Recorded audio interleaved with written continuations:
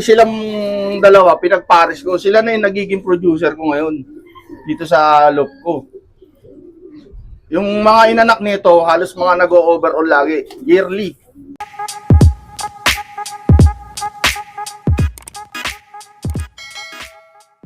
Sir, pwedeng may pasyal mo kami sa loob mo. Tara, dito tayo. Yun, tara, samahan nyo kami mga kalapatids. Bali, isang section yan, sir. Bali, ito yung breeding section ko. Ito yung mga dito ako nagbi-breed. Hindi dito yung mga breeder ko. Ito mga kalapatids. Pasok. Bali, ilang pair ka magsalang, sir, kada season? Bali, 20 pair. Dami, sir, no? Para north and south na. Okay. Anong buwan ka nag-breed, sir, ng pang-norte? Bibreed ako ng pang norte is bali December na. Bali late breed para medyo maiksi lang naman kasi ang north kaya medyo late breed yung pang north. Hindi, mas gamay mo pala, sir, yung medyo bata yung nilalaro mo. Mas maganda kasi medyo bata eh. Kasi pag medyo matanda na sa norte, ano na sila eh. Parang medyo mahirap ng dahil nagpaparisan na. Pagdating naman ng south, nagbi-breed naman ako ng mga February. Para medyo na yung mga breeder. Ready na. Bali, sila na rin yung ginagamit ko para sa south. Tuloy-tuloy na sila. Silang lahat. Yung second clutch, sir, pang south na. Pang south na sila. Adi hindi pala nalalas pag breeder mo dito, sir. Anong hanggang dalawang clutch lang? Kasi sa isang bagsak, pang norte, sunod na clutch, pang south ko na. So, yung breeder mo pala dito, sir, pwedeng pang norte, pwede rin pang south? Pwedeng pang south, north and south sila ginagamit. Mga kalapatids, ito nga pala si Mayora 441 ko. Anak ni Mayor 441 ko. Ito mga kalapatids, so. Anong bloodline nito, sir? Bali, Tensil, tsaka line ng Laki Abuyog ni Sir Jude C. Tapos, sir, pwedeng malaman pala anong nahakot ng ibon na yan? Nakakuha siya ng 3 motor. Ang bangis mga kalapatids, 3 motor. Isang season? Sa isang season. Bangis mga kalapatids, so. Siya rin yung nananalo ko ng pooling sa area. Kamusta naman to, sir, nung kinarera mo na nung first lap derby? Bali yung last lap ng fan race, first lap ng derby. Nagkasakit siya ng salmonella. Kaya hindi ko na siya na-derby. Bali yung nestmate niya ang nag-superset winner siya. Hindi ko na siya nailaro kasi nagkasakit na siya. Sayang mga kalapatids, hindi nasubukan sa derby, oh. Ito yun na siya, ginawa mo ng breeder, sir, o pangharang mo na lang? Ginawa ko na lang siyang breeder kasi medyo matanda na rin yung yung producer ko, yung tatay niya. Kaya tinabi ko na siya. Kamusta naman, sir, yung mga naging anak nan? Yung mga anak nito, mga nagsusuperset naman. Ito mga kalapatids, yung bangis na ito. Bali, ito yung kasama nung binigay niya itlog ni Sir Dudsi. Bigay din yan, sir? Oo, dalawa yan. Sila mismo yung producer na galing kay Sir Dudsi. Din yung mga kalapatids, so, yung asawa pala, bigay din, no? Kulay puti, no? Anong bloodline naman nan, sir? Parang sinabi lang sa akin ni Sir Dudsi, Vandenbroek din daw eh. Galing kay Luis Chu eh. Ito mga kalapatids, so. Bali silang dalawa, pinagpares ko. Sila na yung nagiging producer ko ngayon dito sa loob ko. Yung mga inanak nito, halos mga nag-overall lagi, yearly, dito sa loob ko.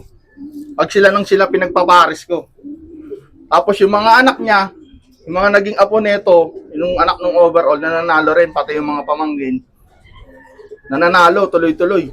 Okay, so congrats kayo, sir. Tignan nyo mga kalapatids, so. Regalong itlog lang, dalawa, tapos buti naisipan mo pala, sir, na silang dalawa na pagparisin.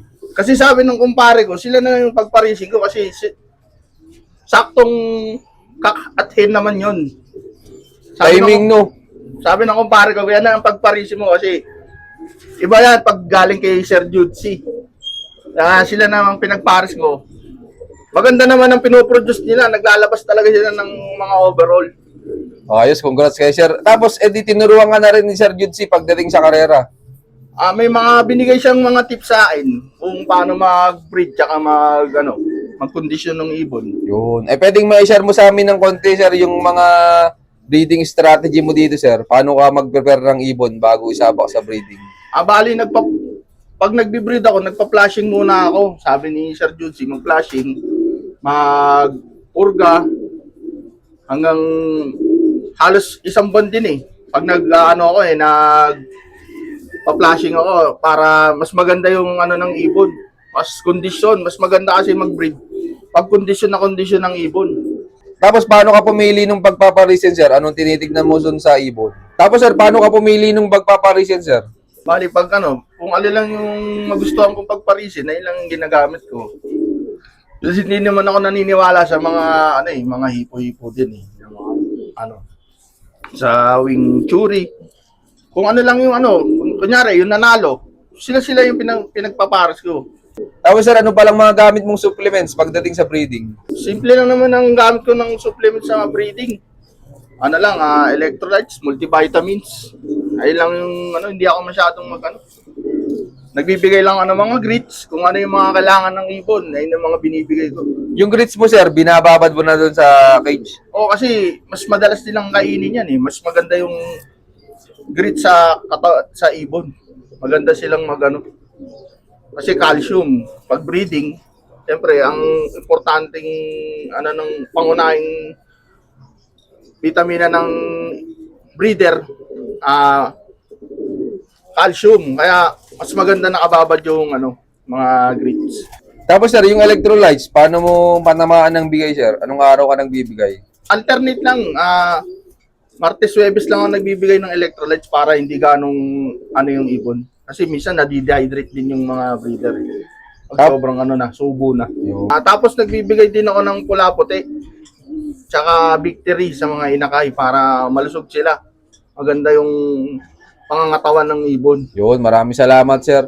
Tapos, sir, ikaw ba, nagamit pa ng pellet sa pakain mo sa breeder? Oo, nagbibigay din ako ng pellet para kasi pag purong grains yung patuka, medyo maliit yung ibon. Kaya sinasabayan ko ng konting pellets para bumuka yung katawan nila. Pero ano yun, turo sa'yo ni Sir Judsi? Oh, bigay din turo ni Sir Judsi yun. Anong gamit mong pellet, sir? Lang, Integra lang sa akin, binibigay ko. Ano yun, 2,500, 3,000? 2,000. Ay, Integra lang para maganda yung katawan nila. Yun, maraming salamat, sir. Tapos, sir, anong mabibigay mong payo sa mga viewers natin dyan na bibili nung gagawin nilang breeder? Pumili na kayo ng magandang linyada. Kasi halos gagastos ka rin eh. Lahat ng bayad sa karera. Para kuha ka ng magaling na linyada na para hindi ka na nangangapa. Doon ka na kumuha sa mga kilala mong fancier na kaibigan mo, mas maganda kaibigan mo. Para ibibigay talaga sa iyo kung ano yung kukunin mong linyada na maayos. Yun, maraming salamat, sir. Tapos, sir, tingin mo gaano kasaya po sa pagkakalapati? Sobrang saya pag nananalo. Pag sa kalapati, lalo na pag nag-overall champion ka at nakakapag-super set kasi may ibibigay ka sa pamilya mo. Tulad ko, wala naman akong trabaho. Dito lang din ako. At dito palang pagkakalapati, sir, ang hanap buhay mo? Oo, simula nung bata ako, mahilig na ako sa kalapati. Itong bahay namin, napagawa ko dahil sa kalapati. Dati, lang to. Bubong lang to. Ngayon, bato na. Dahil din sa pagkakalapati din yun. Doon ko nakuha yung mga panalo. Kaya nagpapasalamat ako sa mga taong nagturo sa akin. Yung mga tips kung paano magandang kondisyon ng kalapate, kay kumpare ko, kay Prani, kay paring Air, kay paring Andy. Yun, pinakamabait kong kumpare yun, si pare Andy. Si Sir Judsi, kay Captain Dan Blas. Yan, solid yan, kumpare ko na yan, mabait yan. Ako nga po pala si Alvin Melalios, Pigeon Fancier ng Pasay City. I love this game. Yun, shoutout sa inyo lahat mga kalapatids. Maraming salamat sa solid yung suporta. Siyempre, maraming salamat din kay Sir yan sa pagpapaunlak na makapag-love visit tayo sa kanya. Sir, baka pala may mga gusto kang i-shoutout dyan. Gusto ko i-shoutout yung sa pamilya ko, lalong-lalo na sa asawa ko, si Norlene. Kundi dahil sa kanya. Kasi simula nung nag-ibon ako, suporta ako niya. Sa pamilya ko, sa mga kumpare ko, sa mga kapatid ko, ate ko, kay Capnel Dan Blas, especially kay Capnel Dan Blas, paring AJ, Gabriel, Orlando Rupido, Nito Lintino, tsaka sa Team Chocolate Boys ng Pasay. Yan. Yun, shoutout sa inyo lahat mga kalapatid. Siyempre, shoutout sa Kalapatid Speed at shoutout kay Boss Ronald. So yun, maraming salamat mga kalapatid sa suporta nyo. Abangan nyo pa yung mga susunod kong follow-up videos sa yun. Keep watching and God bless you all. Thank you.